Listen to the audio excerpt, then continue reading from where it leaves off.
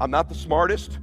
I'm not the brightest. I may not have all the best information, but I'm going to outwork you, and you would have to kill me to get me to stop chasing my dream. Have you made that decision? You don't need to know a little more. You need to execute a little more. You need to get after it. You need to make some mistakes. Perfection is the lowest possible standard. Quit trying to be perfect. You don't need to know everything. The best people I know in business, they take action when they don't know everything. They learn what they can and they go execute. They make a mess. You need to embrace the mess. Embrace the chaos. You're never going to know everything you think you need to know. That's why my low IQ, and I'm not kidding when I say that, is to some extent an advantage. I don't think about all the stuff I don't need to know. You take action. The Lord has a way when you step into a new space of revealing to you the people, places, resources, and things you need in that space, and you go from there and you go to the next one. Here's the time to act. When the idea is hot and the emotion is strong. That's the time to act. Action pronto. Action immediate. Action as soon as possible. Because if you don't, here's what happens. We call it the law of diminishing intent. We intend to when the idea strikes us. We intend to when the emotion is high. But now if you don't translate that into action fairly soon, now the intent starts to diminish. And a month from now it's cold. A year from now, it can't be found. So act. Set up a discipline when the emotions are high and the idea is strong and clear and powerful. That's the time to set up the discipline. I have a great friend of mine named Carl Edwards, who was a NASCAR driver. I sponsored his car for a number of years. And he said the scariest thing in NASCAR is when there's a crash in front of you, we are trained to drive right into the smoke. If you look at the wall, you run into it. You cannot even look at the wall, you pull the steering wheel into the wall. So when there's a crash at 215 miles an hour and there's smoke everywhere, we are trained to drive right into the smoke. Can you imagine that? Imagine the fear level of driving into the smoke at 200 miles an hour when you know there are crashed cars in front of you. That's what you do as a driver to win. That's what you do as an entrepreneur to win. That's the difference. Knowledge equals execution and speed. Next thing you need to do, you need to stop negotiating the price tags in your life. The fact of the matter is that when I was struggling, I was constantly negotiating whether it was worth it. Is it worth it? I'm away from my family. It's costing me money. I had to come to this seminar. Is it when you're negotiating the price you're paying all the time? Does that sound familiar to you? Yes or no? Or the people around you are negotiating the price you're paying all the time. When I was poor and broke, when I would walk into a store, we all relate to this, I didn't look at what I wanted. I looked at price tags and I flipped them over. What's it cost? What's it cost? What's it cost? What's it cost? I can get that one. When I looked at a menu, what's it cost? What's it cost? I'll get that.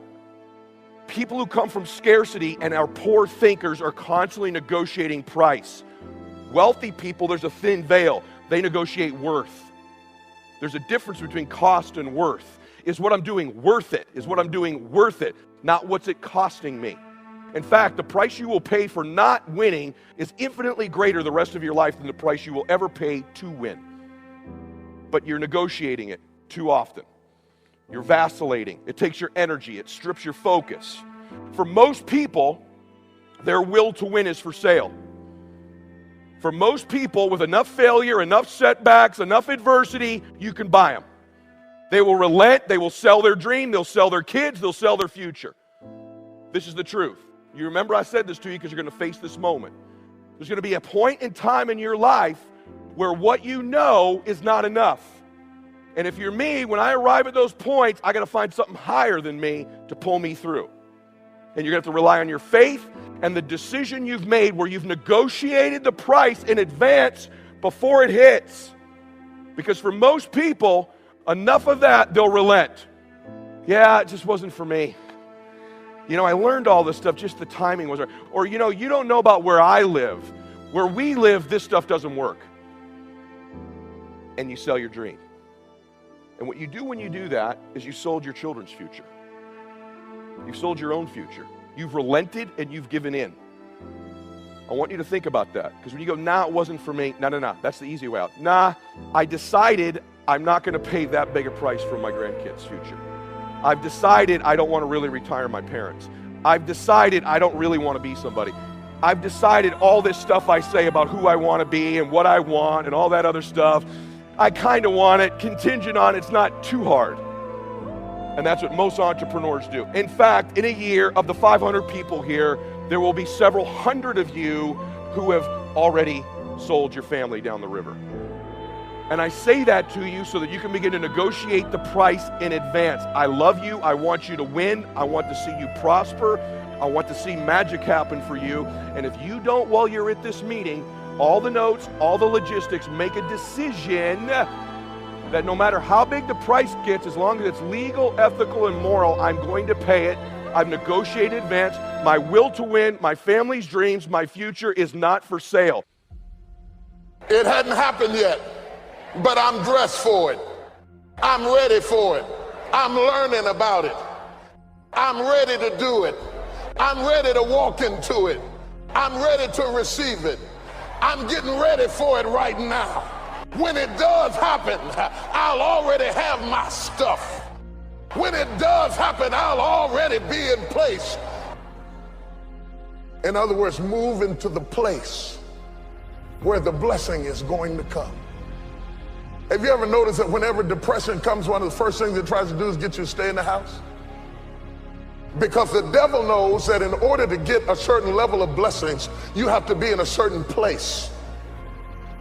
And he'll do anything he can to get you to be all dressed up, but in the wrong place.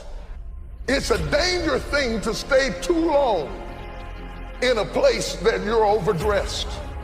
It's all right to be in the lobby as long as you leave.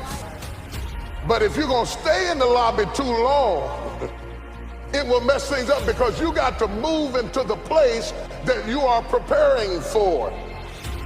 That's why no matter how much I love people, I can't stay in no place that I'm not trying to be. If I'm trying to go to the next level, it doesn't matter where I start. It matters where I finish. And I don't mind you seeing me dressed differently from you as long as you understand I'm on my way. You know, how y'all on the way to the beach, all have fun. You going to the pool, have a good time. Yeah, I'm going on over here. Why am I going in this direction? Because he's calling me. He's calling me. You go on wherever you want to go. Do what you want to do.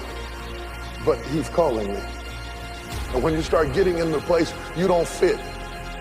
You don't fit, but you're there.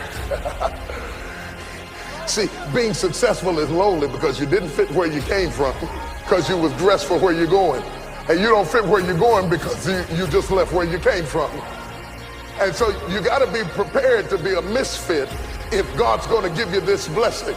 If you got to have a strong support system, you can't get this level of blessing, because you're too in to be out, but you're too out to be in. You're too close to your destiny to let your history hinder you from getting to your destiny. And so when you start moving into your destiny, you're in the position, but you don't feel comfortable. Is there anybody in here who knows what it's like to be in a position that God gave you and you don't feel comfortable in it? You're in it, but you don't feel worthy of it. You don't feel right to be in it. You feel out of place in it, but God gave it to you. Well, get in the place and stay there. God knew who you were when he put you in the position. Stop feeling sorry for yourself and stop feeling unworthy, and get yourself ready for what God, didn't he tell you he would do a new thing in you? Didn't he tell you he would make you the head and not the tail? Don't blow this miracle. This miracle, who am I preaching to? This miracle is for you. All God wants you to do is get in the place and wait. Isn't it strange to be excited about something nobody's excited but you? And your first tendency is try to make them be excited about something they're not excited about. But God says, just wait. Don't try to make it happen. Don't try to force it to happen. Don't try to throw out your business card. Don't try to get no reputation for yourself. Just be prepared and just wait. You're not going to have to open this door. God is going to open this door for you. When God opens a door, when God opens a door, it's mind-boggling. It seems like it comes out of nowhere. It just happens. Just when the devil said you wasn't going to get up. Just when your flesh said you're too stupid and you'll never be anything. God just opens up a door. He said, I set before you an open door. Let me tell you what's good about God opening the door. If you open the door, you have to keep it open. But when God opens a door, he said, doors are open. No man can shut them. Whoever I'm preaching to today, God is getting ready to open up a door for you that is utterly mind-boggling. You won't have to defend it. You won't have to fight for it. All you got to do is stand still and see the salvation of the Lord.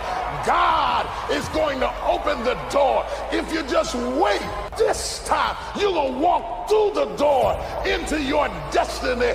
This time you're going to get your breakthrough, and all you got to do is wait